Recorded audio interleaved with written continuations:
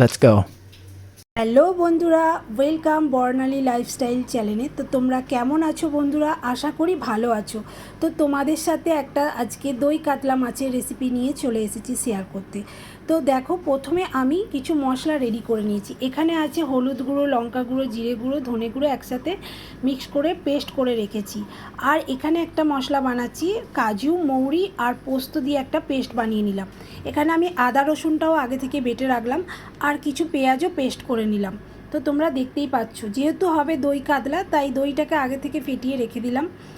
আর এখানে দেখো, মাছগুলো আগে থেকে নুন হলুদ মাখিয়ে রেখে দিয়েছি। এবার গ্যাস জেলে কড়াইটা বসালাম, বসিয়ে তেলটা দিলাম। তেলটা গরম হলেই মাছগুলো ভেজে নেব। তো তোমরাও সেটাই করো। মাছগুলো খুব একটা কড়া করে ভাজবে না, মাছগুলো নর্মাল যেভাবে ভাজা হয় তোমরা সেইভাবেই মাছগুলোকে ভেজে নেবে।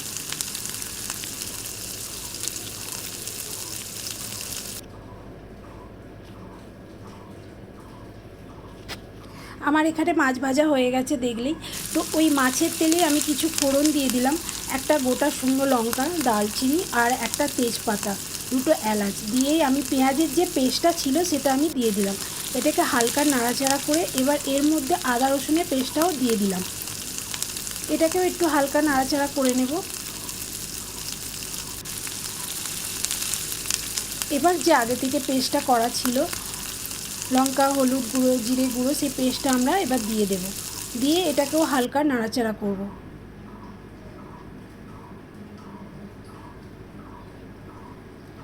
এবার এর মধ্যে যে পোস্ত, কাজু, মৌরি পেস্টটা করা ছিল সেটা এবার এর মধ্যে দিয়ে দিলাম। তো এটাকে এবার ভালো করে ফ্রাই করব। ফ্রাই করে যতক্ষণ না তেল ছাড়ছে ততক্ষণ পর্যন্ত ফ্রাই করব। তো তোমরা তোমাদের স্বাদ মতো লবণ দিয়ে দেবে, আমি দিয়ে দিয়েছি। দেখো, তেল মোটামুটি ছেড়ে দিয়েছে। এরপর তোমরা দই যে ফাটিয়ে রেখেছিলাম সেই দইটা আমি দিয়ে দিলাম। দিয়ে এটাকে হালকা নাড়াচাড়া করে আবার আমি কিছুক্ষণের জন্য ঢেকে দেব। দেখো বন্ধুরা, খুব সুন্দরভাবে তেল ছেড়ে দিয়েছে। মোটামুটি এবার দই কাতলা গ্রেভি রেডি হয়ে গেছে। এবার তোমরা তোমাদের পরিমাণ মতো জল দিয়ে দেবে। আমি এখানে 1 বাটি জল দিয়ে দিলাম।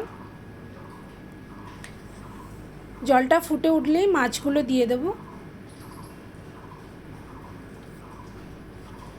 এখানে দেখো জল ফুটে গেছে, সামান্য একটু মিষ্টি দিয়ে দিলাম টেস্টটাকে ব্যালেন্স করার জন্য।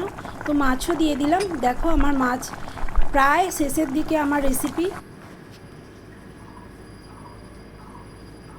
দেখো, এখানে কিন্তু দই কাতলা মাছের রেসিপি রেডি।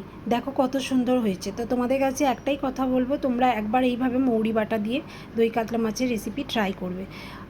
ভালো লাগলে চ্যানেলটাকে সাবস্ক্রাইব করে দেবেন, পাশে থাকবেন, সাথে থাকবেন। ধন্যবাদ এতক্ষণ থাকার জন্য আমার সাথে।